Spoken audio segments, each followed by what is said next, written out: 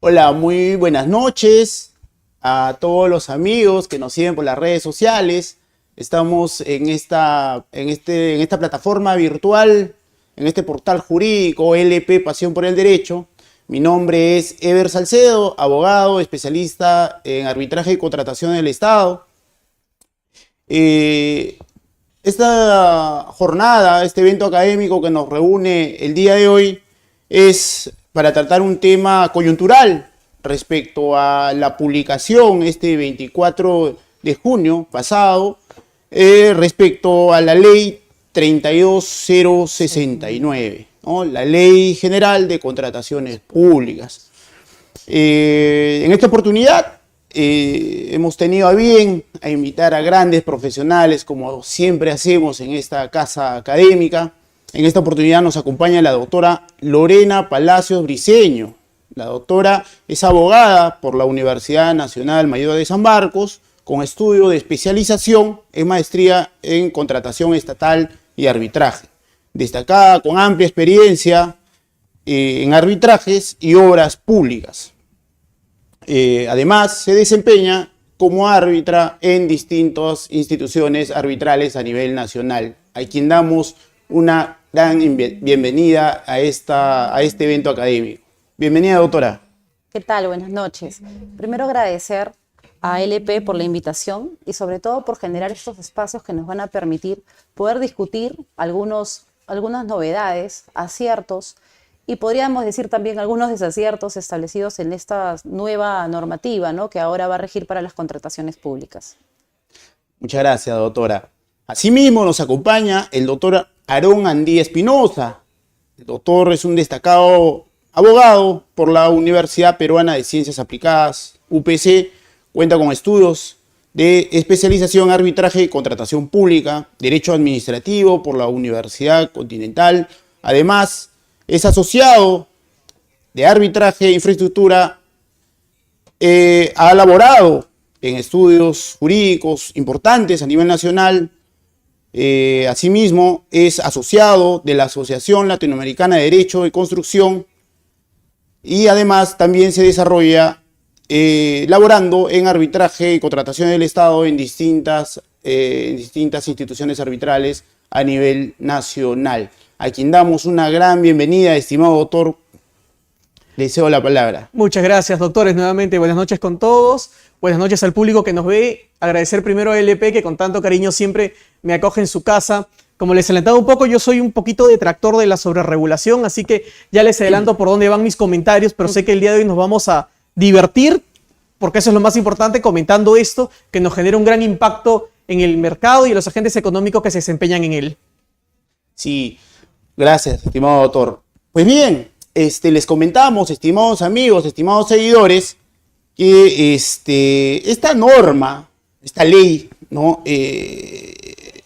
La Ley General de Contratación Pública, como sabemos, deroga la conocida Ley 30225, la Ley de Contratación del Estado y sus modificatorias, ¿verdad? Además, no ha entrado aún en vigencia, ¿no? Sabemos que entra en vigencia acá de 90 días después de que se publique el reglamento, ¿no? ¿Y cuándo se publica el reglamento?, preguntarán nuestros seguidores, ¿no? Este reglamento se publica a los 180 días, ¿no? Contados a partir del 25 de junio, o sea, del día del martes, ¿no? Del martes pasado. Así es. Estamos hablando aproximadamente que esta ley entrará en vigencia pues el 2025, febrero o marzo del 2025, más o menos, sí, ¿verdad? Así es. ¿Por qué nace esta nueva ley de contratación? No estamos hablando de una reforma de la ley, estamos hablando de una nueva ley de contrataciones, una nueva ley general de contrataciones públicas, ¿no? La anterior es la ley de contratación del Estado, ¿no? En el año 2017 ocurrió algo importante, que es el fenómeno del Niño, ¿verdad? Frente a esa situación, se creó contrataciones especiales, por ejemplo, el tema de reconstrucción con cambios, ¿no? Reconstrucción con cambios. El decreto supremo 071, ¿no?, que fue modificado en el año 2019 por el decreto Supremo 148-2019, si no me equivoco, y por ahí alguien me corrige. Después viene los Juegos Panamericanos, en el año 2019, ¿verdad? Donde se hizo infraestructuras a un tiempo, bueno, a una velocidad tremenda que generó un impacto en lo que es la construcción y la infraestructura de obras públicas. Después viene la pandemia, ¿no? Donde se hizo contrataciones directas, pues, a cabalidad. Y esto puso a prueba la ley de contrataciones del Estado que nosotros teníamos, ¿no? Frente a esa situación, considero que ese es el espíritu, ¿no? de esta nueva ley, el cual ha traído algunas mejoras, ¿no? Y algunas cosas que ya existen, pero de repente probablemente ha cambiado de nombre, ¿no? Por ejemplo, ya no va a ser el OCE, ¿no? Ya no va a ser el OCE, sino el OS, ¿no? ¿Qué comentarios, estimados doctores, podemos manifestar o es un cambio esencialmente solo del nombre de la institución? Porque esto va a generar de que ya no va a existir una plataforma del OCE, ¿no? Sino o se va a cambiar solo el símbolo, vamos a tener que cambiar una plataforma digital también, ¿no? Porque no sé qué comentarios podemos sacar frente a esta situación, estimada doctora. Bueno, respecto de los cambios que ya se han establecido con relación al OS, sí, pues hemos visto que hay una intención de que sea más eficiente, incluso se cambia, ¿no?, la denominación supervisor por eficiente. Ahora, las funciones han sido determinadas, pero yo creo que más bien en el reglamento se va a llenar de contenido de manera específica cuál va a ser el rol supervisor de parte del OCE. Por ahora vemos más bien una intención de contenido relativamente dirigido a la información que va a recabar el OCE por una cuestión de transparencia, ¿no? Eso es lo que ha advertido hasta el momento. Ya esperaremos el reglamento para ver cómo se llena ese contenido, ¿no? Sí. Estimado doctor, ¿qué apreciaciones tiene esencialmente de ese cambio de nombre de la institución del OCE a OS, ¿no? OS, sí. Mira, comparto lo que dice exactamente Lorena, más yo creo que en el fondo tenemos que partirnos en dos puntos, dos hitos muy importantes. El primero, debemos entender que todo cambio siempre es para bien, pero el infierno también está lleno de muy buenas intenciones y que el hecho de que hagamos un cambio con el nombre nos dice que acaso antes no habían contrataciones eficientes. Todas las contrataciones hacia atrás, ¿qué son? No son contrataciones tal cual. Entonces, con el nombre yo creo que ya estamos comenzando mal. Más sí comparto que la finalidad que buscan es, ok, con este nuevo lanzamiento de la norma vamos a mejorar la forma en cómo el Estado contrata. Ese es el objetivo de esto. La pregunta es, ¿realmente una norma que tiene un montón de artículos con un reglamento que va a tener muchísimos más va a asegurar una contratación eficiente? Creo que el gran problema con este cambio y con lo que va a venir, con lo que ya viene con la ley y con lo que va a venir con el futuro reglamento es traer otra vez a los proveedores y al contratista al final a que trate de asumir una vez más los costos de la burocracia estatal, porque no podemos perder de vista que la burocracia es inherente a la actividad estatal. Eso es así. Y no solamente porque con una mala ferviente respecto a cómo puede comportarse una entidad durante la ejecución contractual, sino respecto a los costos de transparencia que debe tener la entidad pública para actuar. Porque ciertamente frente a un privado, la entidad pública tiene mayores actuaciones que hacer respecto a cómo contrata y cómo transparenta esta contratación.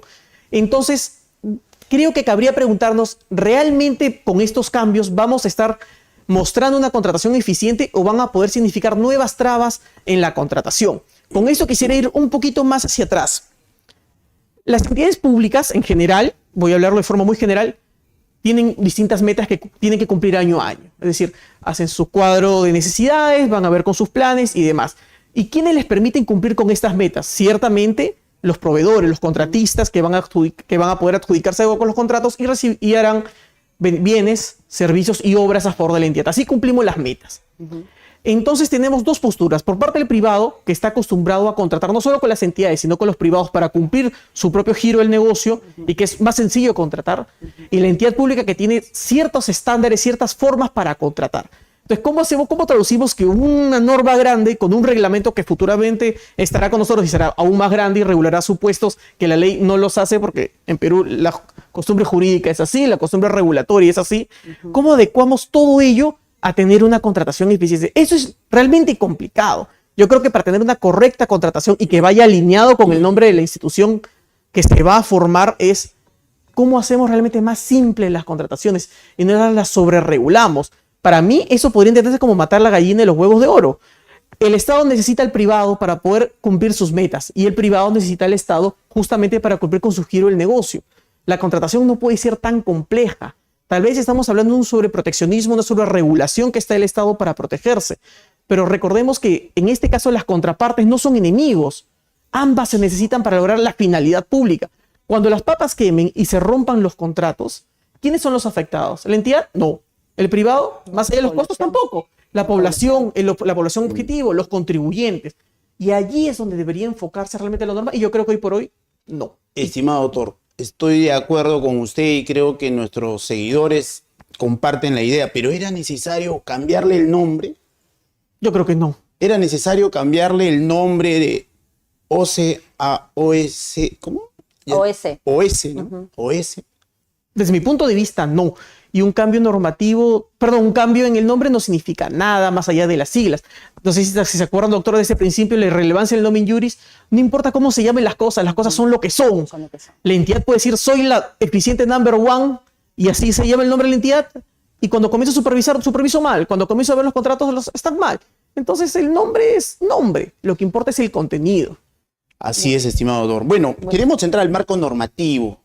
El marco normativo. Y todo marco normativo nace con los principios. Solo para cerrar, el tema del OS, claro, como lo ha señalado ya Aaron, sí, pues no se ve un cambio importante todavía, porque yo creo que eso se va a terminar de regular en el reglamento, pero sí creo que el nombre responde más bien a todo el espíritu que tiene la norma de por sí, de ya implementar, como ya lo vamos a tocar, principios como el valor por el dinero o las nuevas formas estándares de contratación internacional de construcción. Entonces yo creo que va más por ahí el cambio de nombre. Recién lo vamos a ver al momento de la regulación del reglamento, pero creo que es el espíritu propiamente o la intención que ha tenido el Estado con todos los complementos que se ha realizado en el total de la norma, ¿no? O quizá, doctora, y comparto también con usted, o quizá el legislador quería incluir todas las contrataciones públicas en esta nueva ley.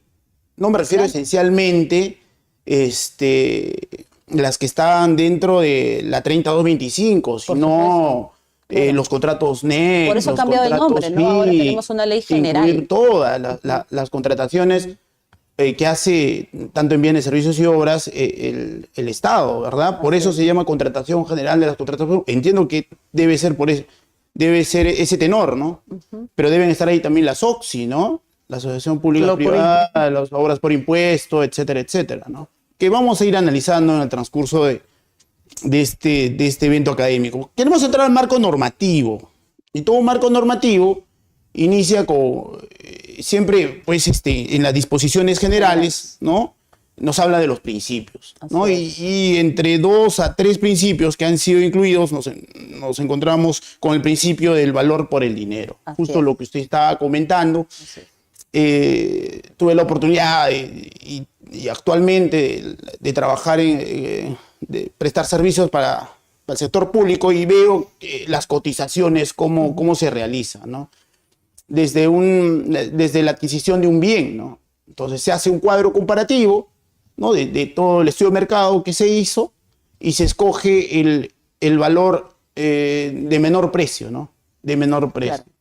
Entonces, ¿qué nos garantiza que ese menor precio te cumpla las expectativas y el objeto y la finalidad de la contratación, ¿no? ¿Qué opiniones nos tiene este principio que toma principalmente, oye, no esencialmente es el menor precio el que te va a garantizar la finalidad de la contratación, ¿no? Sino la calidad del bien que tú vas a adquirir, que presuntamente en el tiempo se va a ver reflejado, ¿no? Es lo que va a garantizar el objeto y la finalidad de la contratación. Estimada doctora. A ver, lo que acaba de señalar es claro, ¿no? O sea, este nuevo principio que se ha implementado en el aspecto general de la norma, que trata sobre el valor por el dinero, el value for money, ¿no? Como es conocido en las contrataciones, más o menos va en contra, o mejor dicho, es un complemento que nos va a permitir ahora, al momento de realizar las contrataciones, ¿no? Dirigirlos, priorizando la calidad de los bienes y no tanto irnos, como ya lo habías adelantado, por el precio del mismo, ¿no? Eso va a significar un beneficio total para las contrataciones, creo yo, porque va a priorizar la necesidad, cómo se cubre la necesidad de la entidad de manera eficiente, ¿no? Como decíamos, también por ahí van los Doctora, cambios de la norma. un paréntesis. Sí. Supongamos quiero contratar el tema de seguros. Eso es una excepción, ¿no? Porque en temas de seguros como el SOAT, por ejemplo, lo que vas a priorizar es el precio, ¿no? Porque lo que te va a ofrecer la cobertura va a ser siempre la misma. La misma. Pero eso es para el caso de seguros, pero para el resto de casos, o en su mayoría, sí, pues vamos a vernos ahora, digamos, dirigir más nuestra atención a la calidad que al precio, ¿no? Excelente, excelente. Doctor Aarón, sus comentarios. Con este agregado que se está haciendo en las contrataciones públicas, yo sí estoy plenamente de acuerdo. Para mí, más allá de determinarlo, de definirlo como un principio en la contratación, va a significar una herramienta al funcionario que se encarga de evaluar las propuestas y con ello lograr una contratación. ¿Qué sucede? Y sé que ustedes también tienen conocimiento de esto. Hay muchos funcionarios muy probos que han dedicado su carrera, su vida profesional a estar en una entidad pública. Y cuando la norma te recorta las actuaciones, es difícil tomar una decisión acertada para cumplir con la finalidad pública, que es lo que persigue cada contrato. Con este punto, no solamente el funcionario va a poder evaluar lo que cuesta más, lo que cuesta menos y por qué, sino darle por fin una definición a su decisión en donde va a evaluar todos los componentes que forman parte de la oferta. Porque la oferta económica no solamente es un monto, es un por qué, es un de dónde proviene esta suma por parte del postor. Y con ello tener todas las herramientas necesarias para decir, esta es la mejor propuesta, a pesar que tengo una más barata, por ejemplo. Claro. Que antes era el pensamiento que a veces se podía tener en las contrataciones que se realizaban. Hoy por hoy sí me parece totalmente favorable que haya un principio que realmente significa una herramienta más a quien evalúa. Excelente, doctor. Interesante comentario y interesante incorporación de este principio, ¿no? Este principio va a ser un cambio, más que todo en los 3 niveles de gobierno, ¿no? Porque los jefes, los logísticos, consideran actualmente, con la 3225, escoger el monto el precio más bajo, el más barato, si se quiere, porque consideran que es un mejor bien o no van a ser, no van a ser fiscalizados, ¿no? o auditados por la Contraloría, ¿no? ¿Qué más, estimados doctores, nos trae? Interesante incorporación. ¿Qué nos trae o qué novedoso más nos trae esta nueva ley? Hemos visto, por ejemplo, el tema en lo que es la etapa precontractual, durante el procedimiento de selección, cuando un postor quiere apelar ante el Tribunal de Contratación del Estado. En esta oportunidad, esta nueva ley, en la 3225, se tenía que pagar un porcentaje del monto total del contrato, que era equivalente, si no me equivoco, al 3% del valor del monto del contrato, ¿verdad? ¿Te refieres a la garantía para apelar? A la garantía para apelar. Exacto. ¿No? Que era el 3% del valor total del contrato. Con esta nueva normativa, el impugnante, ¿no? va a pagar el valor de la garantía, ha bajado, o sea, entiendo que va a haber bastantes apelaciones, por el 0.5% del valor total del contrato. Eso, ¿qué opinión nos trae? ¿Era una barrera posiblemente al proveedor? Imaginemos un monto, oye, yo no he presentado en mi oferta económica un documento falso. No he presentado un documento falso, sin embargo, me declararon la pérdida de la buena pro. ¿Verdad? Me declararon la pro porque no se había consentido, me declararon la pérdida de la buena pro y lo que queda es que yo apele. El monto es de 40 millones, ¿verdad? Es un monto de 40 millones. Y cuando era el 3% tenía que pagar el 3% de esos 40 millones. Claro. Y los proveedores, ¿no? Y los postores, en este caso el postor adjudicado, no tenía ese monto para poder apelar, pero yo tenía la razón. y tenías que conseguir de donde sea para poder conseguir, ¿no? Y en este caso ha bajado esa garantía, ese monto para que los proveedores puedan... ¿Qué opinión nos trae eso? ¿Qué de beneficioso nos puede traer esta modificatoria, bueno, esta novedad en la nueva ley, estimado doctor Aarón? Yo comienzo, gracias. Para mí, toda reducción en los costos para poder acceder a justicia es beneficioso siempre, sí o sí. Desde antes de estos cambios, yo siempre he sido muy detractor de que no debería haber ningún costo para poder ejercer un derecho dentro de la contratación, sobre todo en una etapa tan delicada como es quién se va a adjudicar el contrato, cómo va a terminar la situación. ¿Y por qué señalo ello? Más allá de la cuantía, haya sido 5, haya sido 3, haya sido 1, sí significa un costo, sí significa algo que hay que interiorizar y que lo puedes perder a pesar de tener la razón, porque los criterios en las salas no son unánimes, no son unificados, no son homogéneos. Todo puede pasar, depende de dónde te toque. Y ahí hay un primer peligro, hay un primer riesgo en la contratación, porque no tengo un horizonte certero de cómo va a terminar las cosas. Entonces, si yo a pesar de ello, de saber que tengo la razón, tengo que pagar para acceder a la justicia, estamos hablando de un recorte. ¿Qué pasa si no estamos hablando de una empresa grande? Estamos hablando de una que con su experiencia postuló un proceso que le permite sus capacidades propias, de acuerdo a lo que indica la norma, y realmente esto significa pedir un préstamo, tener una línea de crédito que tal vez no se la den y no logra tener esa contratación que le correspondía por derecho. Entonces sí estamos afectando ese derecho a acceder a la justicia. Claro, tenemos la otra vertiente que te dice, oye, es que si no tengo muchas apelaciones temerarias, y el espíritu de la norma no es ese. Bueno, sí, pues, pero donde van a ir esas apelaciones son respecto a funcionarios que tienen la obligación de ejercer justicia, de resolver el caso. Ese es su trabajo. Entonces, es como que nosotros los litigantes nos digan, ay, no, hoy tengo otra demanda, qué pereza. Oye, es mi trabajo. Esta es mi función. Tengo que hacerlo. Si no me gusta, cambio de cambio de negocio. Pues lo mismo sucede en esas formas para acceder a la justicia. Es como que, pongo otro ejemplo más simple tal vez, y más burdo, como que el juez diga, hay muchos casos. Qué pena, pongamos un mecanismo para que los casos se reduzcan. No es así, porque la función del juez es impartir justicia. Y lo mismo sucede con los tribunales administrativos. La idea no es filtrarlos al inicio. La idea es poco a poco tener pronunciamientos homogéneos para que el horizonte en la contratación sea más certero, valga la redundancia. Que yo sepa que cuando sucede determinada situación no me la van a dar. Más allá que las cuantías, porque realmente podemos estar ante un caso en donde el no pago, por muchas razones económicas sobre todo, capacidades de pago, significa que se le ha dado a otro postor y que va a ser el futuro contratista versus uno que sí le correspondía. Yo creo que por ahí realmente va el kit del asunto. La reducción que sucede ahora es totalmente favorable. Que me encantaría que sea 0, sí, pero no va a pasar. Yo estimo que no va a pasar.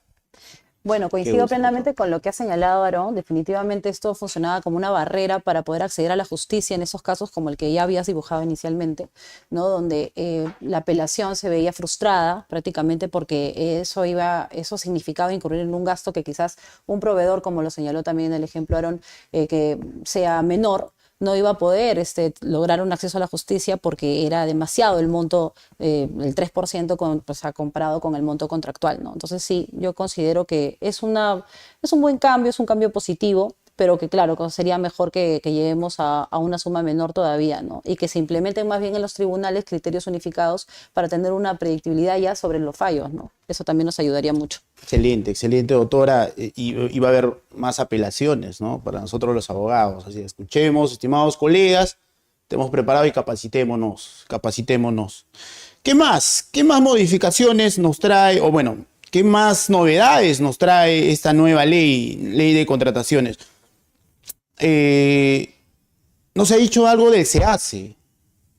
El SEACE también va a cambiar de nomenclatura, ¿verdad? El SEACE, en la plataforma del SEACE se registran todas las actuaciones de las etapas del procedimiento de selección, ¿verdad? Las etapas del procedimiento de selección, algunas acciones o actos en la etapa contractual. También, por ejemplo, se registra el contrato, se registra el laudo arbitral, se registra el tribunal arbitral, se registra la buena pro, etcétera, etcétera. Va a cambiar de nombre también, ¿verdad? Ya no se va a llamar SEACE, el sistema electrónico en contrataciones del Estado, SEACE, ¿no? Va a llamar Pladicop, ¿no? La plataforma digital para las contrataciones públicas, Pladicop. interesante cambio. O sea, también es un cambio de nombre, pero al final, si ustedes revisan a plenitud qué funciones va a tener esta plataforma, es básicamente lo mismo de lo que se hace en el SEACE. Se va a registrar, se va a consignar acciones propias de los procedimientos de selección. ¿Qué más? ¿Qué más nos trae el tema de esta nueva ley, Ley General de Contrataciones Públicas?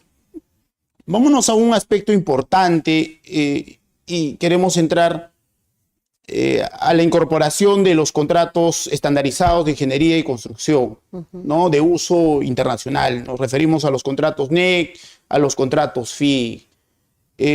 Sabemos que este tipo de contratos han servido y han sido utilizados, ¿no? de gran importancia en los Juegos Panamericanos y en otras obras de infraestructura pública a nivel nacional, ¿no?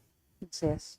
¿Qué de importante van a traer? ¿Es cierto que se les llama contratos colaborativos? Es decir, hablemos algo del riesgo, supongamos, oye, ¿sabes que el riesgo va a ser compartido? No solo el contratista, hablemos algo en general, supongamos, se contrata para que un consultor elabore el expediente técnico de obra, se pasa al ejecutor de la obra para que en 30 días no pueda decir, oye, ¿sabes qué? Tengo ciertas observaciones, ¿verdad? Al expediente técnico, ¿no? Entonces, y me olvido de una observación, que no lo hice. Ese riesgo va a ser compartido. ¿Cómo se distribuyen los riesgos? ¿Cómo se va a gestionar el riesgo, ¿no? Entonces, ¿qué opinión les tiene este tipo de contratos? ¿Va a ser de vital importancia para los contratos de mayor envergadura, contratos emblemáticos, ¿no? O contrataciones emblemáticas, las llama la nueva ley? Estimada doctora. Bueno, mira, me parece que definitivamente esto es un gran aporte. Yo creo que es la intención del Estado, del gobierno, de modernizar las contrataciones públicas, la que ha conllevado a que se implemente este tipo de contrataciones estandarizadas, contrataciones de ingeniería y construcción, como el NEC, como el FIDIC, entre otros, ¿no? Que de hecho están dirigidas a construcciones mucho más complejas. Ahora mismo tenemos las escuelas Bicentenario que se están ejecutando bajo la modalidad de NEC. Y sobre la distribución de riesgos que había señalado, en este tipo de contratos ya se encuentra establecido en los libros, en NEC, por ejemplo, son 4 libros, ya se encuentra establecido cómo es que se va a desarrollar cada etapa del contrato y la entidad del Estado acompaña al contratista en cada una de las etapas. Y ocurre lo que nosotros normalmente conocemos bajo la ley de contrataciones con el Estado, los llamados adicionales para nosotros, para ellos se llaman eventos compensables, ¿no? Pero estos eventos compensables se dan también, por ejemplo, en cambio de normativa. De pronto cambian las normativas técnicas y eso va a requerir que el contratista realice implementaciones, adecúe el expediente. Definitivamente esos costos y ese plazo tiene que ser compensado por parte del Estado. Y a eso específicamente se le llama eventos compensables. Entonces yo creo que es una gran puerta que se ha abierto para las contrataciones públicas, pero sí creo y me preocupa, definitivamente eso va a representar un desafío para las entidades, capacitarse, ¿no? Capacitarse, aprender sobre en qué supuestos sí podría optar por ese tipo de contrataciones, ¿no? Porque no es para todo. O sea, definitivamente estamos hablando de contrataciones mucho más complejas y de de una envergadura gigantesca, ¿no? Entonces, yo creo que va a representar un gran desafío para las entidades, un gran aprendizaje. Van a poder, de repente, van a tener la necesidad de contratar nuevos profesionales que puedan estar capacitados para implementar este tipo de contratación, lo cual me parece saludable, además. Qué gusto escucharla, doctora. Estoy seguro que nuestros seguidores y nuestros participantes están tomando nota de estos consejos que nos hacen llegar nuestros amigos, invitados que esta vez nos acompañan. Estimado doctor Aarón. Yo quisiera agregar lo siguiente. Uno, es muy positivo que se haya introducido esta en la norma. Antes no había, a pesar que ya los contratos existían y ya se estaban ejecutando, incluso terminados. Los Panamericanos es uno de estos ejemplos. Sí. En su momento lo conversé con grandes amigos que son funcionarios públicos y me comentaban todo el trajín y el problema a falta de regulación que hubo para poder implementar y ejecutar debidamente. Entonces me parece muy bueno que hoy por hoy está en la norma. Lo que sí debo, normas de contratación, vamos a decirlo así, es decir, ejecución contractual, cláusulas propias de aceptación internacional. Y por tanto, quienes van a venir de afuera a ejecutarlo, tienen una forma en cómo se ejecuta que refleja cómo se contrata afuera. Y para eso hay que adaptar al funcionario ese tipo de contrataciones. Y dos, la idea de que sean colaborativos es que efectivamente la entidad y el privado colaboren en la ejecución contractual. Algunas veces, y Lore, tú no me dejarás mentir, igual tú, doctor, la parte A de la entidad cree que su contraparte privado es su enemigo. Igual el privado cree que su enemigo, su contraparte es el Estado. Y no son así. Ambos persiguen un mismo fin, alcanzar la finalidad del contrato. ¿Para qué hemos contratado? ¿Para qué se va a llevar esta ejecución? ¿Quiénes se van a beneficiar con esto? Y la idea de un colaborativo es que colaboren ambas y den sus mejores esfuerzos, funcionario público y privado, para poder llevar a cabo esta contratación. Por eso es que ese tipo de contratos, estos moldes, incluyen etapas para cuando sucede una controversia, cómo la resolvemos. Y podrán observar que el primer hito, el primer punto cuando sucede una controversia no es irnos a arbitraje de frente, no. Hay etapas previas donde nos sentamos ambos y como colaboradores decimos, ok, hay un problema, ¿cómo lo resolvemos? ¿Ante un DAP? Claro. Por ejemplo, y la idea del DAP, y eso sucede hoy por hoy con JRI, tampoco no me dejarán mentir, es que la JRI se está utilizando como una especie de arbitraje para estos dos paradigmas en la forma en cómo se ejecuta. El privado lo tiene que cambiar y considerar al Estado como su contraparte, su parte fiel del contrato, y el Estado igual. No son enemigos, ambos se han unido para beneficiar a la población. Cuando eso sucede y cuando realmente respetemos que el contrato colaborativo es la colaboración de ambas partes, esta inclusión en la norma va a funcionar excelentemente bien. Vemos el ejemplo entre privados, cuando sucede ese tipo de contratos colaborativos entre privados, quiero decir, funcionan muy bien. Con sus problemas propios de ejecución, como no puede faltar, pero hay formas en cómo lo resuelve. Y el Estado tiene que adaptarse a eso y el privado también. Entender que ambas partes, los dos, van a sumar un producto final que va a beneficiar a la población. Es un impacto distinto cuando solamente dos privados ejecutan algo. Sí, sí, doctor. Interesante, en verdad, esta incorporación de este tipo de contratos. Claro, queda claro que los funcionarios, los especialistas, que son los operadores de las entidades públicas, tienen que capacitarse. No, esto no va a funcionar. O sea, va a ser poco a poco, pero estoy seguro de que esperemos de que se cumpla lo que se quiere, ¿no? Que sea una contratación más rápida, más eficaz, y que las controversias se resuelvan rápidamente también, ¿no? Y que las obras no se paralicen, ¿verdad? Y en efecto, ¿no? La Contraloría General de la República ha manifestado que existe más de 2.000 obras paralizadas a nivel nacional, ¿no? ¿Y a qué se debe estas obras paralizadas? ¿Ustedes creen que en atención a bueno, no se ha modificado anteriormente una gestión de un presidente, que no vamos a decir el nombre, se pretendía modificar el arbitraje, se quería desaparecer el arbitraje y pasar al arbitraje a la Administración de Justicia ordinaria, ¿verdad? A los jueces, al Poder Judicial, ¿verdad? Un poder judicial colapsado, que básicamente no tiene... Hay jueces magistrados, magistrados muy buenos, ¿no? Destacados, pero hay jueces que no están especializados en temas de arbitraje, mucho menos en temas de obras, ¿verdad? De contrataciones públicas. Entonces se pretendía desaparecer el arbitraje y que la administración o las controversias sean administradas en la justicia estatal, ¿verdad? Y frente a estas, gracias en esta normativa, en esta nueva ley, no se ha modificado, ¿no? Otros que pueden prever los contratos estandarizados. Claro. Exactamente. O sea, yo ahí tengo algo importante que lo vamos a tocar, el tema de la conciliación, terminando pero quiero iniciar con el tema de la Junta de Resolución de Disputas frente a las obras paralizadas.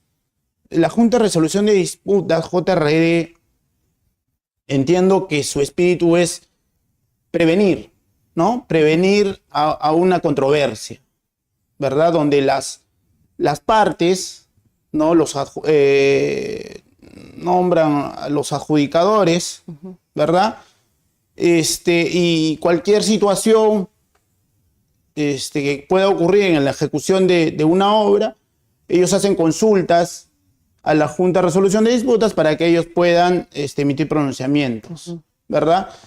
¿Ustedes creen que esta nueva ley le da mayores prerrogativas a que las entidades puedan constituir JRDs?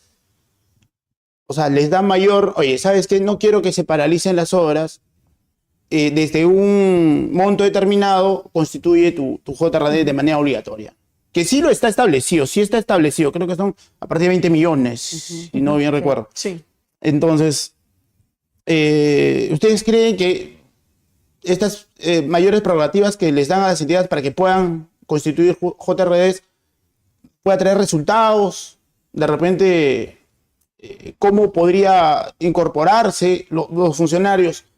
He estado hace un par de semanas en un ministerio y desconocían en verdad que era una Junta de Resolución de Disputas y no lo había incorporado en un contrato de 300 y tantos millones. O sea, en verdad, y tuvimos que ver la manera de cómo incorporarlo, ¿no? Entonces, de repente por ahí nos puedan aportar algo frente a esta nueva... No es nuevo, sino que le da más realce, si se quiere, en esta nueva ley. Estimada doctora. Bueno, sobre el tema de la JRD se ha ampliado, ¿no? Para bienes y servicios ahora. Para bienes y Entonces, esto servicios. ya es un claro ejemplo, una iniciativa de parte del Estado que si viene funcionando la JRD como mecanismo de solución de controversias, implementarlos también para este tipo de contrataciones. Ojo, no va a ser a cualquier tipo de contratación, o sea, cualquier bien regular, ¿no? Tendría que ser un bien o el suministro de un servicio que sea también de alta envergadura, ¿no? No va a ser para todo, definitivamente. Yo creo que ese es un alcance más que te da la norma, también dirigido a buscar la eficiencia, ¿no? Que es el espíritu de esta nueva ley. Muchas gracias, doctor. Doctor, ¿qué comentario nos trae las nuevas prerrogativas o este realce que le da la nueva ley a la Junta de Resolución de Disputas, como ha manifestado la doctora, también la adquisición de bienes y servicios? Mira, pueden poner la JRD donde quieran. Todos los supuestos que la norma se le ocurra la pueden poner. Pero mientras no dejen a trabajar a la JRD o no la atiendan conforme a la naturaleza propia que significa tener una JRD, por las puras es. Como señalé hace un rato, y esto ocurre mucho desde el punto de vista público, creen que la JRD es una especie de arbitraje durante la ejecución contractual, un arbitraje que está ahí abierto todo el tiempo y someto a la JRD lo que se me ocurre y que lo resuelvan para evitarme cualquier responsabilidad funcional. Y esta no es una JRD. Yo conozco JRDs que en sus primeros meses tienen una barbaridad de sumisiones, y no me refiero a barbaridad en el contenido, sino en la cantidad numérica de sumisiones, solicitudes que presentan a la JRD, y esto no es, la idea de una JRD no es eso. La JRD, si nos remontamos a su naturaleza y la comparamos con lo que sucede entre privados netamente, con los datos que conocemos, la idea es tener adjudicadores en estado encendido, vamos a decirse, una junta abierta en donde los puntos técnicos, en donde las partes tengan dificultades para ejecución o algunos otros puntos que forman parte de la ejecución que generen dudas, se puedan someter. Pero si yo someto todo lo que se me ocurre en la ejecución, la JRD, uno, que no va a comenzar a avanzar, y dos, la ejecución la voy a comenzar a tener lento, porque voy a comenzar a caer en otros supuestos en donde no voy a poder ejecutar. ¿Y qué va a suceder? La JRD debe emitir determinada decisión y al que no le gusta voy a arbitraje al final. Y tampoco es la idea. La idea de la JRD era justamente solucionar para evitarnos de arbitraje. Pero el mecanismo nos estamos olvidando. Y esta llamada de atención, jalón de orejas, porque estamos en un espacio de confianza y yo hablo mucho en confianza, es para privado y para entidad. Si sale la decisión mal, evalúas y no te la llevas a arbitraje porque sí. Porque realmente estamos volviendo lo mismo. Entonces, ¿qué hacemos? Que ambos asumimos un montón de costos si es que al final nos vamos a ir a arbitraje. Y esa no es la idea. Pierdes, ganas. No vayamos tan a los mecanismos, por supuesto, la norma te lo permite, pero comenzamos a desvirtuar el espíritu que era la JRD. Tener un mecanismo que nos permita solucionar las cosas para mantener una ejecución contractual continuada, no con pausas, no con un montón de sumisiones que hasta a veces son por las puras, con tal de lavarnos las manos tanto por privado como entidad. Y ese es un problema. Como le digo, al final quienes pagan los platos rotos de las decisiones no es la entidad, no es el contratista, pero el contratista contratará otra vez y ya está. Es la población, son los contribuyentes. Y eso a veces nos olvidamos desde desde nuestra ventana la delicada situación que significa demorar una obra, demorar un bien, demorar un servicio. No nos damos cuenta a veces, y te lo digo desde la postura de privado y entidad, y eso se olvida. Por eso que, como te digo, incluir JRD, incluyanlo en lo que quieran, pero respeten su naturaleza, las decisiones propias de la JRD. Entiéndase también que los adjudicadores, quienes conforman la JRD, no son inexpertos, no son improvisados, son gente proba y por tanto las decisiones tienen un debido sustento de por qué sí y por qué no determinado hecho. No lo llevemos a arbitraje por llevar, no extendamos la agonía, permitamos que el contrato se ejecute. Excelente, doctor. Esperemos que esta incorporación a bienes y servicios sea muy bien utilizada. Respecto a la conciliación, ahí sí yo tengo un comentario particular. Creo que no hemos avanzado nada en el tema de conciliación, y eso lo digo en la práctica, hemos visto, ¿no? No hay, primero no hay conciliadores expertos en contrataciones públicas. La ley de conciliación se ha hecho esencialmente para temas específicos como el tema de alimentos, familia, ¿no? Pero no ha incorporado en la ley algo relacionado a conciliación en contratación pública, ¿no? Por eso es que el procurador o bueno, las entidades no concilian, ¿verdad? Y lo han puesto como un mecanismo, o sea, siempre estaba, ¿no? Pero normalmente los contratistas, ¿no? Presentan su solicitud de conciliación y las entidades de 100 conciliarán 10, ¿no? Y eso, ¿no? O sea, contados, ¿no? No he visto que concilien. Y es que tampoco el conciliador, como dije a un inicio, no está capacitado, pues el conciliador debe plantear cuál es la propuesta de solución, ¿no? Frente a una controversia, no solamente escuchar a las partes, oye, ya pues pónganse de acuerdo, ¿verdad? Entonces, yo creo que ahí no hay un avance, no hay un avance en esta ley ni en la anterior, ¿no? Eso tiene que ser tocado con seriedad, porque no es un mecanismo, la conciliación que esté solucionando los problemas en contratación pública, ¿verdad? O de repente ustedes consideran algo adicional por ahí, de repente nos puedan ayudar, cómo es que este mecanismo se viene utilizando o qué de novedad ha habido en el tema de conciliación, ¿no? Doctor Aarón, doctora. En el tema... No, dale, por favor. Empezar, no te preocupes. Ya sí, solo para comentar brevemente. Mira, yo siempre he comparado, antes de que suceda esta norma, la conciliación con una etapa de trato directo. ¿Qué es? Sucede un problema, sentémonos a negociar. La conciliación es eso. Ahora, ¿qué sucede con el funcionario público? Y me pongo en los zapatos del funcionario. Oye, yo decido algo y tarde o temprano Contraloría va a estar detrás mío.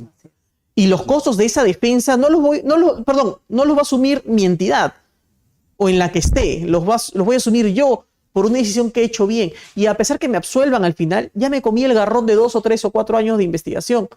Entonces, ¿qué incentivos tengo como funcionario público para acordar contigo? No, mejor que me lo decida el tribunal arbitral y que al final, cuando yo le ponga la anulación, el juez me lo confirme y ya está.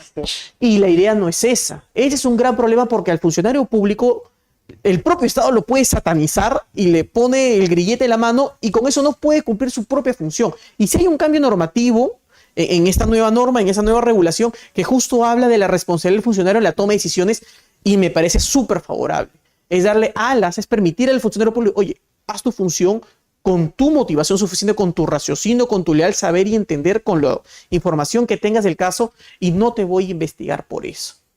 Cumple tu función. Y eso me parece súper bueno, muy positivo este cambio porque antes no existía. Y como te digo, nuevamente, nos ponemos en el zapato de los funcionarios, realmente te amarra las manos. Claro.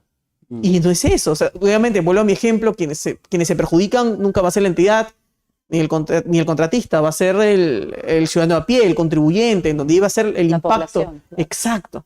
Entonces, con este cambio, para mí sí es favorable y podría observarse que sí sucedan conciliaciones positivas en el funcionario, esté tranquilo con el trabajo que ha hecho, con la firma que pone, porque sabe que es un acuerdo debidamente correcto en pro de la contratación y que no me van a investigar mañana más tarde, a pesar de tener la razón.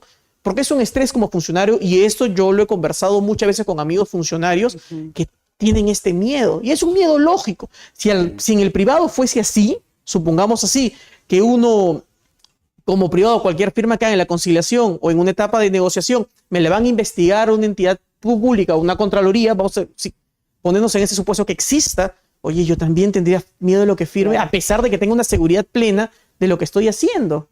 Porque la responsabilidad cambia totalmente. Y como te digo, la idea de esta norma es tener contrataciones eficientes. Permítanos contratar, permítanos ejecutar para ambas partes, quiero decir, no solamente el privado. Yo creo que es una ala muy positiva que haya esto. Y que ojalá esto sí refleje y no sea una letra muerta en etapas de negociación entre ambas partes. Sí, interesante, doctor. Pero el tema de yo le entendí ahí el análisis de costo-beneficio, ¿verdad? Así es. Que debe hacer el funcionario. Eso ya está en la 3225, si no me equivoco. Hay una parte en esta norma que justo te habla de la responsabilidad, incluye a Contraloría en esa redacción. Ya. Permíteme, lo ubico, la leemos juntos, porque es una parte muy interesante que ya te permite tener, oye, tienes una norma que te dice que sí puedes hacer tus cosas. Es bastante. Déjame, lo ubico, la leemos juntos. Muy bueno. Estimada doctora. Sí, efectivamente, lo que ha dicho Aarón es cierto, o sea, los funcionarios públicos no tienen pues esta posibilidad de poder conciliar, lo cual te cierra pues las puertas de obtener un resultado eficiente, ¿no? Porque incluso a lo largo de un arbitraje, ¿no? Cuando estamos en arbitraje, ya estamos, no sé, en la etapa probatoria y de pronto, pues es clarísimo de que la entidad va a perder, o incluso podrían llegar a un buen puerto porque las partes pueden llegar a conciliar, se supone, de acuerdo a las reglas del arbitraje, podría llegar a conciliar, pero nunca lo hacen. ¿Por qué? Porque, como lo ha dicho también Aarón, la Contraloría luego los puede investigar y por ese miedo ellos no lo llegan a hacer, esperan a que se emita el laudo arbitral y recién después lo llegan a cuestionar al nivel judicial, ¿no? Entonces sí hay un claro desincentivo, si sabes que la Contraloría te va a investigar, es mejor no participar, ¿no?, en este tipo de conciliaciones, a pesar de que eso traería resultados positivos, un resultado eficiente y que, como lo hemos comentado ya, eso beneficiaría a la población en estricto. Sí, interesante esa nueva incorporación. Bueno, no es nuevo en realidad, sino se le ha dado un matiz ahí, ¿no? Y entremos al arbitraje. Entiendo que ustedes se mueven en el tema del arbitraje, que es algo que nos interesa también. Y estoy seguro que los seguidores, quiero hacer un paréntesis, quiero saludar de manera especial, primero a este portal jurídico, LP, que nos da la posibilidad de hablar de este tema.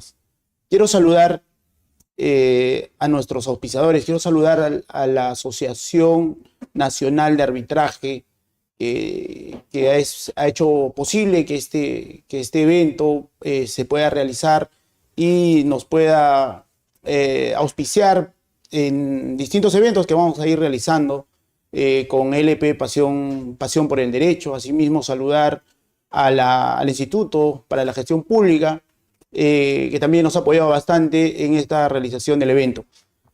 Queremos entrar al tema del arbitraje. ¿Qué ha pasado con el tema del arbitraje? Se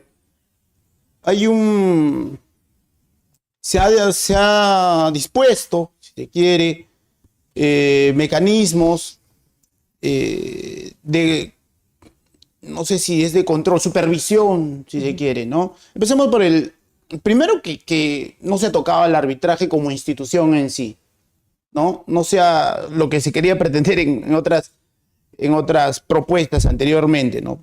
No se ha tocado el arbitraje en sí, pero sí a las instituciones que administran los arbitrajes, ¿no? ¿Qué de novedades nos trae esta nueva ley, ¿no?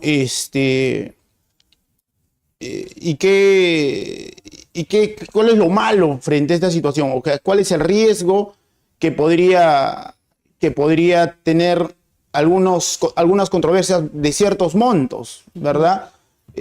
Lo que he visto, por ejemplo, para dar un alcance, es de que si no tengo cierta certificación o el centro de arbitraje no tiene cierta certificación para que pueda haber controversia de ciertos montos, no van a poder administrar esa controversia, ¿no? Así y es. por ahí, si uno o dos instituciones arbitrales lo tengan, se va a monopolizar, si se quiere, los procesos arbitrales, ¿no? ¿Qué nos trae esta nueva ley del arbitraje en sí, estimada doctora? A ver, hay varios cambios en el arbitraje, sobre todo en la supervisión, como ya lo ha señalado, en la regulación de los centros de arbitraje, ¿no? Se han establecido diversos requisitos. Por ejemplo, para los centros de arbitraje se han establecido que deben tener un máximo de funcionamiento, me parece, de 5 años, si mal no me equivoco, y salvo aquellos que recién se han formado, lo cual resulta un absurdo, ¿no? Entonces, si yo tengo 3 años, entonces sí quedo de lado, y aquellos que recién se acaban de formar, entonces sí, ellos que cumplan los nuevos requisitos, claro, y no pasa nada, ¿no?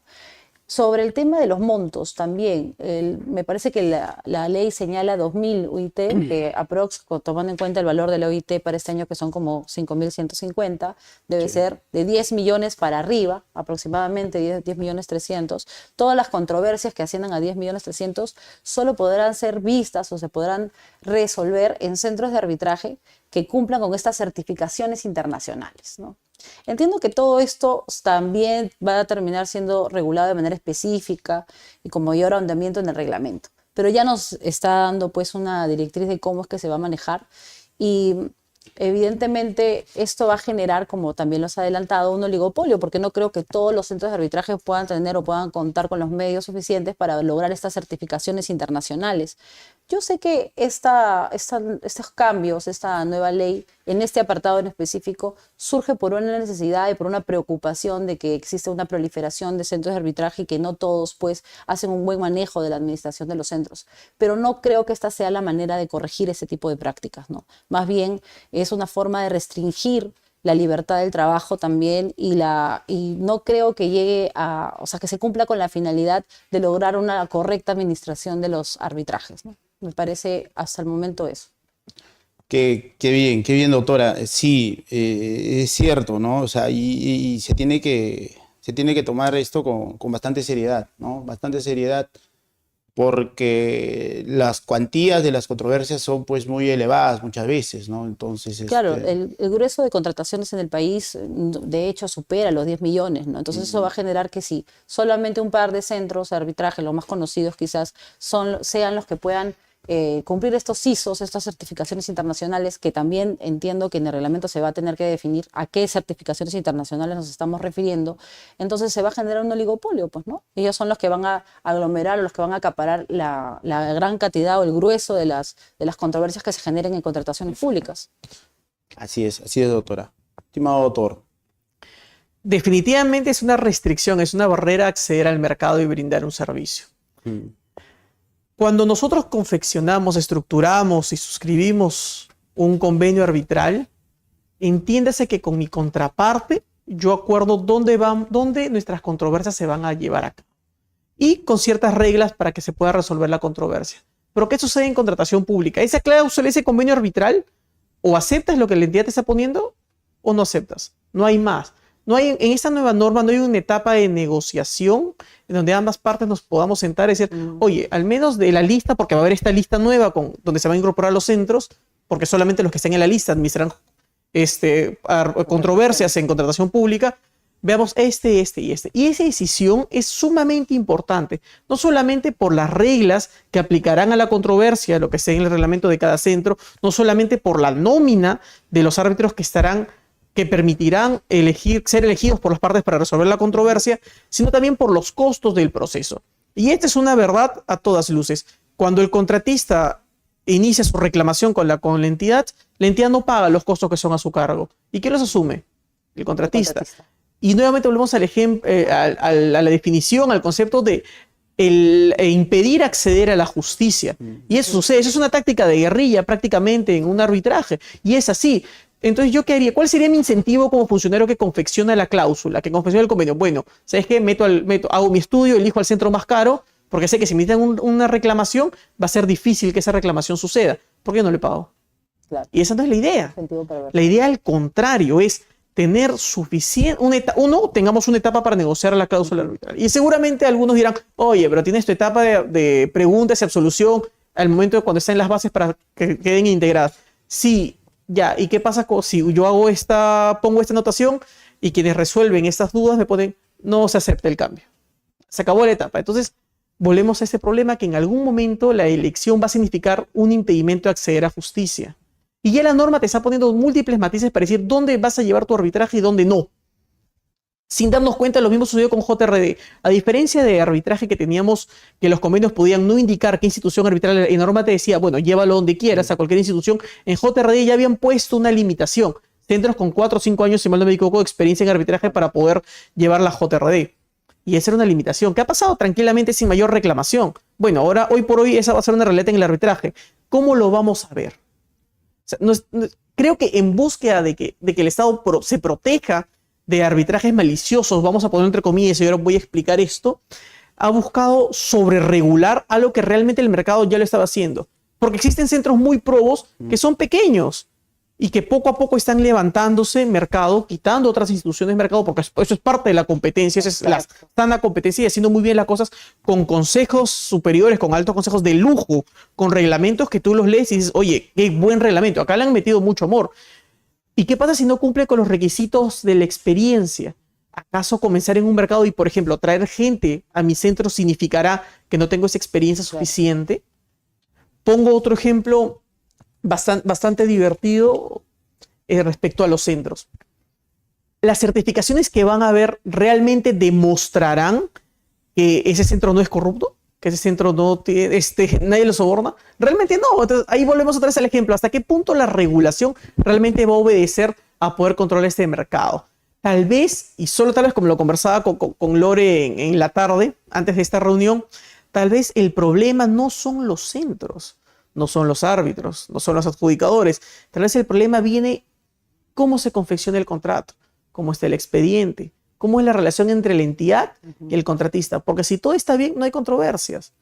Recuerdo yo un informe de Contraloría de hace un par de años que decía, justo cuando tú tocas el tema de obras paralizadas, y Contraloría indicaba que el problema de las obras paralizadas era el arbitraje. El arbitraje nunca va a ser el problema es la situación durante la ejecución contractual que han tenido las partes. Claro. Es el problema que llevó, pero el problema no es el arbitraje. Es como decir, me enfermé, no, mi enfermedad es producto de la pastilla no es el problema.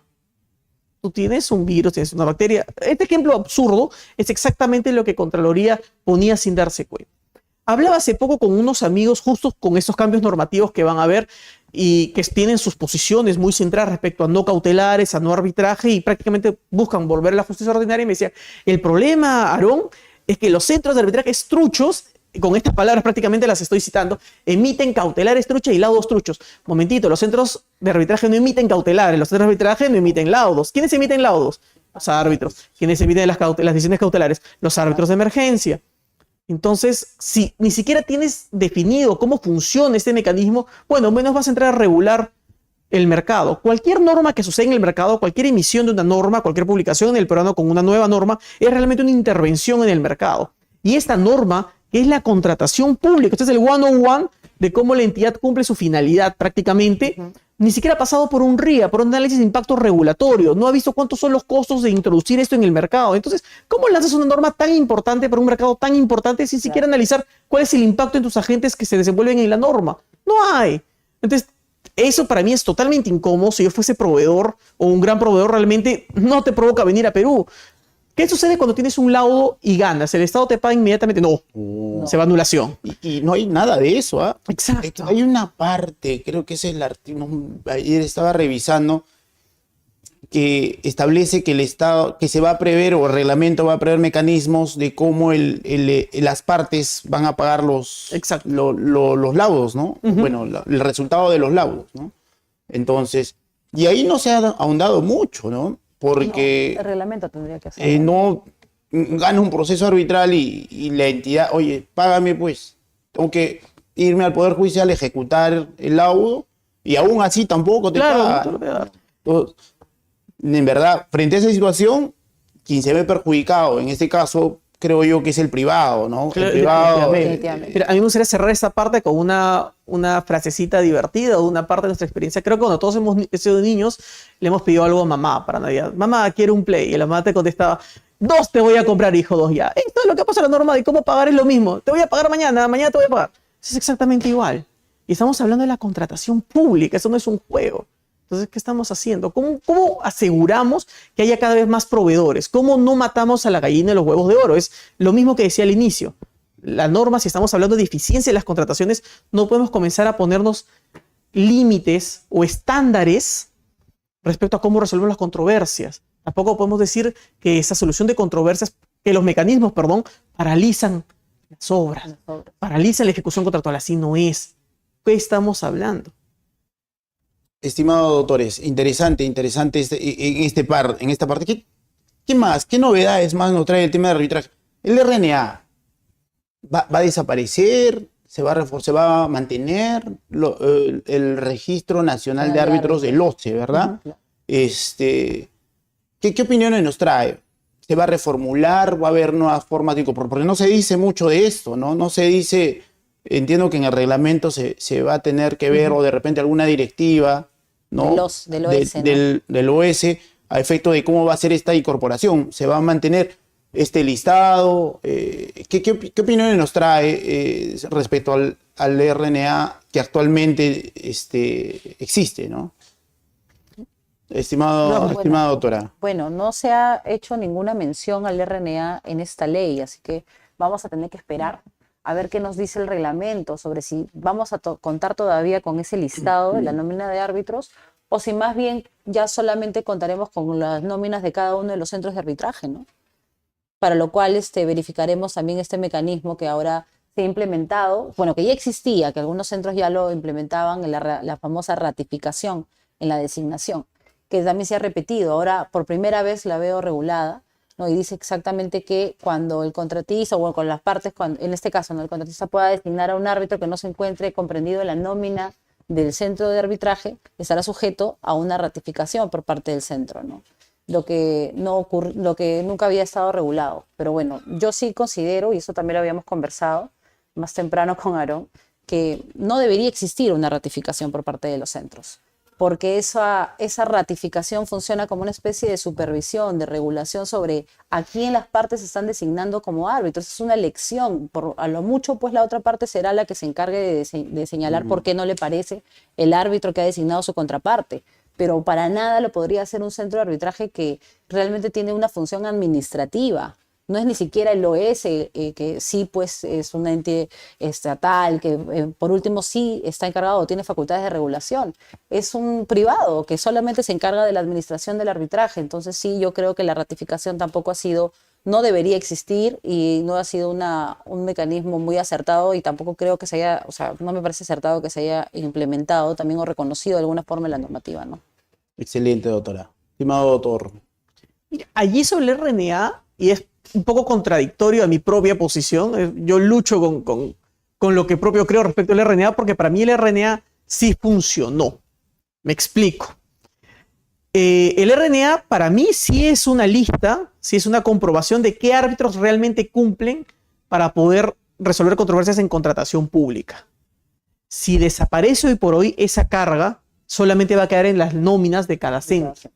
Entonces, con eso sería ir un poquito hacia atrás y decir, entonces, los criterios para incorporar la lista de los centros autorizados sí es proba. Pero hace un momento hemos dicho que realmente no es correcto tener tantos requisitos o establecer cómo los centros deberían estar regulados en su propia función. Yo ahí tengo una posición realmente contraria, porque para mí especialmente el RNA sí ha funcionado. Para mí, en torno al mercado, independientemente que el contratista puede elegir otro árbitro que no esté en el RNA, ¿no? Y que también la norma permitía árbitros únicos sin RNA o presidentes elegidos de mutuo acuerdo entre las partes. Claro. Yo creo que realmente para poder determinar si es que tener una lista, tener un RNA o no tenerlo es positivo en la contratación pública, es ver qué va a pasar hoy por hoy con solo tener nóminas. Va a haber un impacto positivo o negativo. Y me explico. Si comparamos tener a los centros con determinada valla para integrar esta lista de centros autorizados y hacemos un símil con el RNA, realmente el RNA, ¿cuántos árbitros tenías o tienes por lo pronto? 140 y tantos, 150 y tantos, más que eso no. Entonces, de alguna forma sí cierra mercado. ¿Y qué pasa con los árbitros que son elegidos residualmente? Y algunos altos consejos o consejos superiores permiten las elecciones reiterativas, porque ciertamente no hay más árbitros que las entidades pueden elegir más allá de los 150. Y hay controversias, pero por montones. Claro. Recuerdo en un caso, una entidad pública dedicada al sector transporte, yo vi un escrito que indicaba que tenía cerca de 1000 arbitrajes en curso. Es una cantidad sumamente importante. Y si tenemos una lista de 150, pues llega a ser un poco complicado. ¿Cuál va a ser la solución realmente, si tenerlo o no tenerlo? Mira, a mí, yo sí personalmente considero que el RNA es favorable. Te permite tener al menos quien sí cumple con las especializaciones que te pide la norma, con la experiencia, con haber pasado al menos un filtro, una entrevista. Pero si también vemos en la práctica privada, no es que integrar una nómina te dé certeza o no de qué tan bueno es un árbitro. Claro. Pongo de ejemplo a la CCI, no tienen una nómina. Tú pones a tu árbitro y la CCI te confirma. Claro. Y vas a decir que la CCI no es un buen centro de arbitraje, imposible. Entonces vamos a ver qué tal. Tal vez, y solo tal vez, la real respuesta sea: adoptemos a las prácticas internacionales, donde no hay nóminas, donde no hay listas, y dejemos que el mercado actúe. ¿Cuál es el impacto que podría tener esto respecto a las entidades públicas? ¿Cuál sería el impacto? Tal vez así y solo así tengamos más bien una suficiente oferta que atienda a la demanda de procesos, porque hay una cantidad bastante considerable de casos que prácticamente solo están en determinados centros, y no porque los centros hagan algo, sino que son centros de amplia trayectoria, con normas muy sólidas, pero que perfectamente se pueden replicar en otros centros que recién se formen también. Sí, sí, comparto su parecer, estimado doctor. ¿Qué otras novedades nos trae el tema en el tema de arbitraje, esta nueva ley? Se ha hablado, por ejemplo, respecto del arbitraje. He visto, ¿no? En bastantes procesos, y creo que no está acá. O sea, de repente ustedes me pueden ayudar. El tema de que no se ha tocado. De repente sí, creo que por ahí lo he revisado estos días. El tema de por qué surgen las controversias. ¿Por qué surgen las controversias? ¿Y dónde surgen las controversias? ¿No? Y creo que sí lo toca, y creo que estamos pasando esto importante para hacer un paréntesis. Respecto al expediente técnico, ¿no? Respecto al expediente técnico. Yo, y estoy seguro que comparten conmigo, es que básicamente las deficiencias del expediente técnico en plena ejecución son notadas, y eso involucra a que se generen las controversias, ¿verdad? Y por ahí, si no me equivoco, en esta nueva ley se quiere sancionar, ¿no?, al profesional, en este caso al consultor, ¿no?, que elaboró el expediente técnico, ¿no? Eso es algo nuevo que lo veo en esta ley. ¿Qué parecer nos trae eso, ¿no? O sea, ¿qué opinión nos trae eso? ¿Qué pasaría si yo contrato un personal de locación de servicios para que elabore internamente un expediente? ¿Voy a sancionar a todos los profesionales? ¿O de repente un procedimiento de selección para que se elabore? ¿O voy a sancionar a la empresa? ¿No? Porque ese expediente con deficiencias al final va a generar controversias. Así es. Entonces, no quería pasar desapercibido este aporte que da esta nueva ley. De repente, algún comentario respecto a eso, estimado doctor, estimada doctora. Bueno, yo considero que ese cambio, esa innovación es saludable, porque, claro, cuando se sancionaba a una empresa, a una persona jurídica, por el desarrollo de un expediente técnico que luego se puede advertir que estaba lleno de deficiencias, la sanción iba dirigida a la persona jurídica, pero el profesional que se encargó de proyectar, de elaborar ese expediente técnico, dejaba de trabajar en esa persona jurídica, iba a otra nueva empresa y volvía a realizar un expediente técnico con las mismas falencias, y a él no le pasaba nada, ¿no? Porque se trasladaba nada más de empresa, de persona jurídica. Entonces sí me parece, me parece saludable poder identificar al profesional para desincentivar este tipo de prácticas, ¿no? Excelente, excelente. Estimado doctor. Yo estoy plenamente de acuerdo con lo que ha dicho Lore, y agregaría también lo siguiente. Para realmente solucionar el problema cuando ocurre esa deficiencia del expediente técnico, va a ser necesario que las partes realmente negocien quién va a asumir los costos.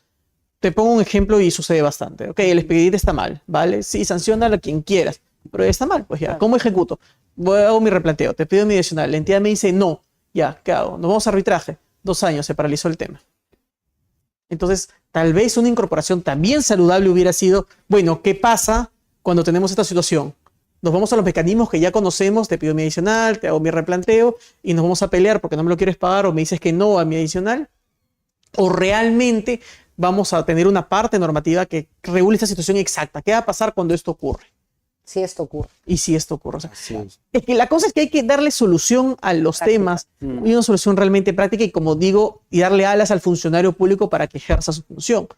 Todos, y creo que si fuésemos funcionarios públicos sería realmente nuestra forma de pensar, si hacemos algo nos van a perseguir tarde o temprano. Y ese es el pensamiento de muchos funcionarios públicos, claro. funcionarios con carrera profesional en el Estado de años, décadas, que tienen este miedo de que venga Contraloría tarde o temprano. Y eso no es así, no debería ser así. Sí, sí. Estimado doctores, ¿qué más podemos decir? A ver, el tema del arbitraje. He visto algo por ahí, el tema de arbitraje ad hoc y arbitraje institucional, ¿no? Ya se ha venido básicamente ya desapareciendo el arbitraje ad hoc. Se mantiene la postura, ¿no? Se mantiene fluidez. esa tendencia, ¿no? Se mantiene es. esa tendencia, consideran de que el arbitraje ad hoc es malo, ¿no? Tiene algunas deficiencias por ahí, algunos cuestionamientos, a partir de situaciones y hechos que todos conocemos que ha sucedido, ¿no? Pero no se ha dado esencialmente en el arbitraje ad hoc, ¿no? Se dio en el arbitraje institucional y de reconocidos centros de arbitraje a nivel nacional, ¿no? Sí, así. ¿Qué opinión les trae eso? O sea, ¿es algo que se va a seguir dando, el tema de cuestionar el arbitraje ad hoc, estimada doctora? Sí, yo creo que la tendencia de la nueva Ley General de Contrataciones Públicas ha sido mantener la misma postura que ya veíamos en la anterior ley, ¿no? O sea, limitar la posibilidad de ir a arbitraje ad hoc con las controversias que no superen las 10 UITs, que estamos hablando de 51.000 soles, o sea, jamás volveríamos a ver un ad hoc obras, ¿no? Pero como bien lo señalaste, los problemas que se generaron en el pasado no fueron por el arbitraje ad hoc, ¿no? Se dieron por otras razones, por temas netamente de corrupción quizás, pero que se realizaron al interior de arbitrajes institucionales. Entonces se ha satanizado lamentablemente al ad hoc. No creo que esa haya sido no es el remedio de ninguna cura, ¿no? Estimado doctor. Yo no veo razones para indicar que el ad hoc es malo, tampoco veo razones para indicar que el institucional es malo. Para mí lo que dice la norma hoy por hoy ni suma ni resta. Yo creo que realmente, o sea, queremos atacar un sistema, queremos atacar algo cuando nos olvidamos que es un mecanismo de solución de controversias. Lo que hagan adentro en el mecanismo es otra cosa, pero el mecanismo está ahí. ¿Cómo vas a demonizar esto? Es como decir, todos los hospitales son malos. Bueno, los hospitales no son malos, cumplen una función. Lo que sucede adentro con los médicos es otra cosa. Es exactamente lo mismo. Entonces, ponernos, por ejemplo, o que la norma obedezca ciertos límites por razones injustificadas realmente, o razones que no obedecen a lo que es el mecanismo en sí, es demonizar un mecanismo que solo es un mecanismo, nada más que eso. Doctores, ya estamos finalizando. Quizá tengamos algo que se nos haya escapado, algo respecto al arbitraje, quizá que podamos comentar y que no lo hayamos traído a la mesa. Sí. Doctora. Por mi parte, recuerdo uno de los cambios, no recuerdo específicamente el artículo, pero ya se ha hecho un llamado, ¿no?, a que las áreas administrativas no demoren de manera injustificada los pagos, cuando ya existe una conformidad. En mi experiencia he podido ver diversos arbitrajes, diversos casos que se han generado por la falta de pago. No sé, en la entrega de un bien en específico ya tenía la conformidad y lo único que estaba pendiente era el pago.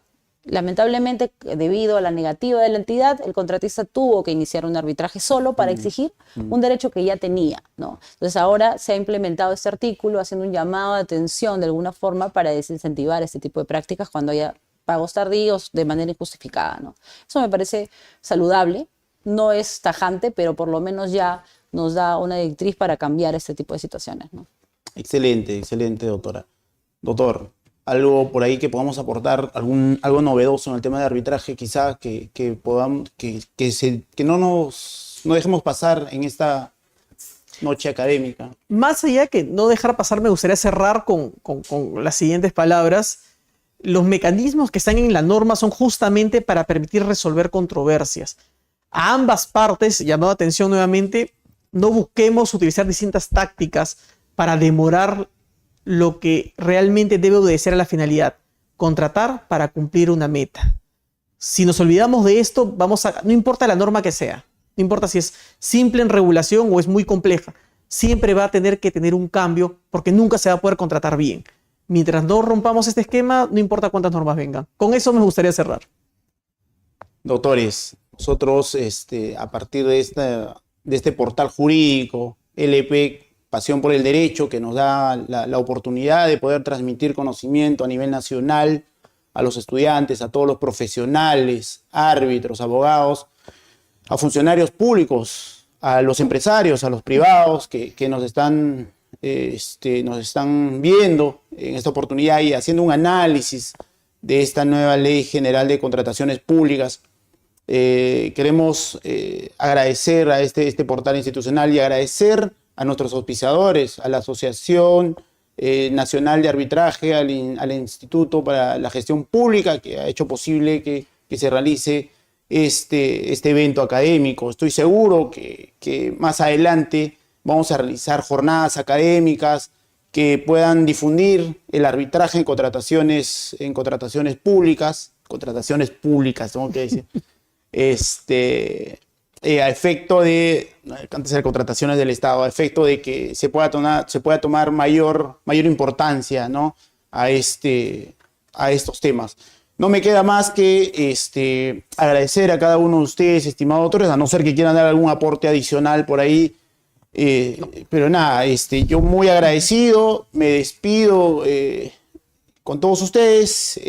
Muchas gracias. Muchas gracias, doctor. Gracias. Gracias, doctores. Muchas gracias.